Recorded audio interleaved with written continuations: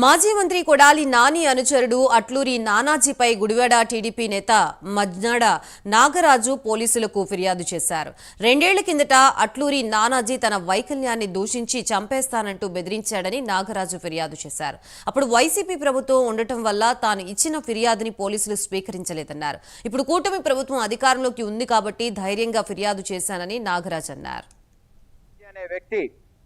నన్ను వ్యక్తిగతంగా ఉద్దేశపూర్వకంగా అతను ఏ పార్టీ, అట్లూరి నానాజీ అనే వ్యక్తి ఏ పార్టీకి సంబంధించిన వ్యక్తి అని నేను ప్రశ్నించిన సందర్భంలో ఆయన ఉద్దేశపూర్వకంగా నేను ఒక దివ్యాంగుడు అనే సంగతి కూడా తెలిసిండు కూడా ఆయన ఎవరో ఒక కుంటాడు అనుకుంటా నేను అతడి రెండో కాలు కూడా తీసేస్తాను అని మాట్లాడడం, అట్లాగే సభ్య సమాజాన్ని భయపెట్టే విధంగా ప్రవర్తించడం.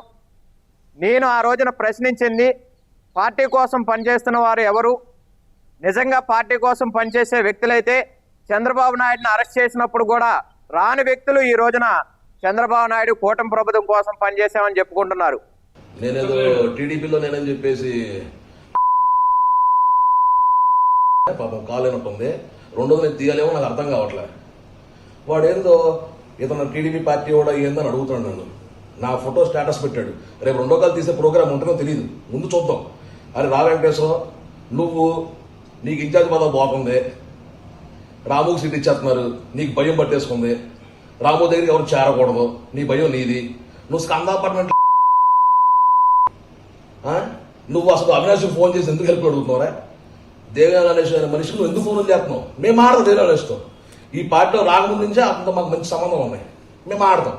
నాని గారు అనే వ్యక్తి నా తమ్ముడు పార్టీలో ఉన్నాడు కాబట్టి మా ఇంటికి వస్తాడు.